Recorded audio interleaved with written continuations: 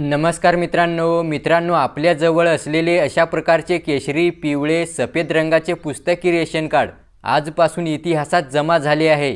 अर्थात मित्रांनो बंद करण्यात आले आहे। तर आता तुम्हाला प्रश्न पडला असेल मग रेशन धान्य कसे मिळेल आणि या रेशन कार्डांचं काय होणार? तर त्यासाठी मित्रांनो ही माहिती पहा। नवीन शिधापत्रिका काढण्यासाठी सामान्य नागरिकांना सरकारी कार्यालयाचे हेलपाटे मारावे लागतात। त्याशिवाय जादा पैसे घेऊन कार्ड मिळेलच याची खात्रीही नसते। त्यामुळे एजंटासह सरकारी कार्यालयांमधून होणारी आर्थिक पिळवणूक थांबवण्यासाठी आता सामान्य नागरिकांना ऑनलाईन पद्धतीने राज्य सरकारकडून मोफत रेशन कार्ड उपलब्ध करून दिले जाणार आहेत। यासाठी मोबाईलवर ॲप डाउनलोड करून या योजनेसाठी आवश्यक असणारी कागदपत्रे अपलोड करावी लागणार आहेत। खाली बघा, तहसील कार्यालयात पुरवठा निरीक्षक आणि तहसीलदार या कागदपत्रांची पडताळणी करून ऑनलाईन शिधापत्रिका मंजूर करणार आहेत।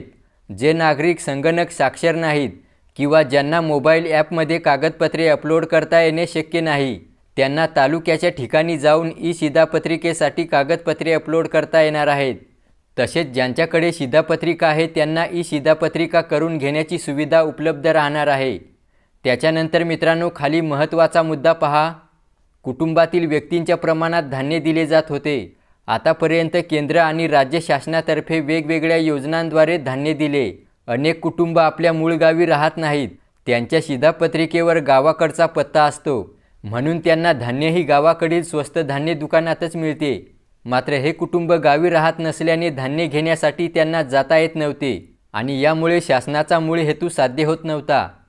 तर मित्रांनो यासाठी आता पुस्तकी रेशन कार्ड बंद करून त्याऐवजी रेशन कार्ड धारकांना शिधापत्रिका मिळणार आहे। म्हणजेच 12 अंकी असलेले एक छोटंसं कार्ड मिळेल आणि हे कार्ड सर्व शिधापत्रिका धारकांना शासनातर्फे मोफत दिले जाणार आहे। तर अशा प्रकारे मित्रांनो आता शिधापत्रिका ऐवजी शिधापत्रिका देण्याचा निर्णय शासनाने घेतला आहे। व्हिडिओला लाईक करा आणि चॅनेल सबस्क्राईब केला नसेल तर सबस्क्राईब अवश्य करा। धन्यवाद।